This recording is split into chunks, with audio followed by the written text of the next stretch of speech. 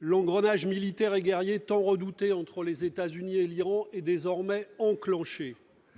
L'irresponsabilité de Donald Trump est immense.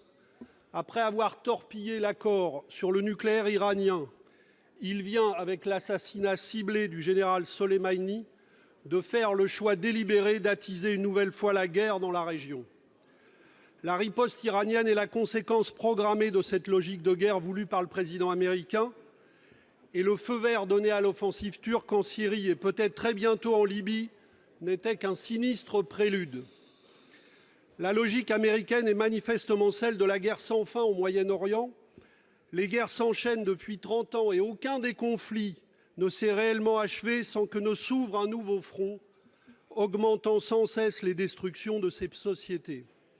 Cette logique vient de surcroît de réaliser le tour de force de ressouder la population derrière le régime autoritaire des mollahs en Iran, en reléguant au second plan les puissants mouvements de protestation populaire qui, en Irak, en Iran et au Liban, cherchent des voies de justice et de démocratie nouvelles. La France, Madame la Ministre, ne doit pas se laisser entraîner dans cette logique. La France ne peut pas s'en tenir à des déclarations appelant à la désescalade sans situer les responsabilités, sans condamner fermement l'initiative illégale prise par Trump et d'ailleurs largement condamnée aux États-Unis. J'ai 3 questions précises, Madame la Ministre. Premièrement, la France exclut-elle réellement tout engagement militaire supplémentaire qui emboîterait le pas aux Américains? Deuxièmement, est-il exact que dans les contacts dans l'OTAN et dans la conversation téléphonique entre le président de la République et Donald Trump, la France a assuré le président américain de son plein soutien dans cette affaire?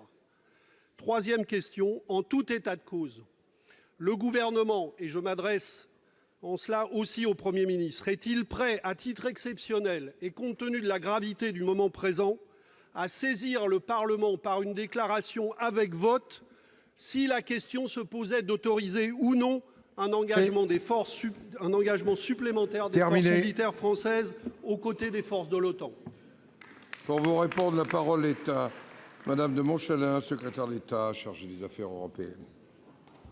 Merci, Monsieur le Président. Monsieur le sénateur Laurent, ce qui est engagé aujourd'hui, c'est bien, au fond, le résultat d'une mauvaise réaction iranienne en réponse à une mauvaise décision américaine de sortir de l'accord du nucléaire de 2015 du JCPOA et d'imposer une logique de sanctions maximales.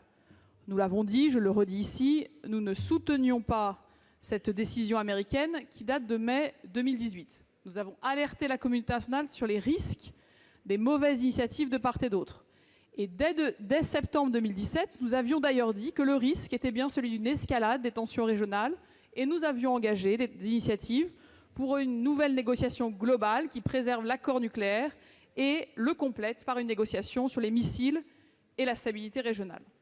Cette mauvaise réaction iranienne s'est traduite, on le sait d'abord, par des violations successives de l'accord nucléaire qui est aujourd'hui en danger car il a été vidé de sa substance. Il y a eu ensuite des actions de déstabilisation régionale qui ont été conduites depuis 6 mois. Et donc ces mauvaises décisions mènent à la crise que nous connaissons aujourd'hui. C'est dans ce contexte que nous avons dit qu'il était inacceptable que des attaques soient conduites contre la coalition qui lutte contre Daesh, et contre Daesh seulement. Car la poursuite de la lutte contre Daesh, je l'ai dit, est un impératif de sécurité pour nous, pour l'Irak et pour la stabilité régionale. Et si nous avons une solidarité exprimée, elle est à l'endroit des partenaires de cette coalition contre Daesh. Parce que des emprises ont été attaquées, parce que cette coalition qui lutte contre le terrorisme a été attaquée. Et c'est à ce titre et à ce titre seulement que nous sommes solidaires, car je le distingue très précisément de l'action américaine contre le général Soleimani, qui n'est pas une action de la coalition contre Daesh.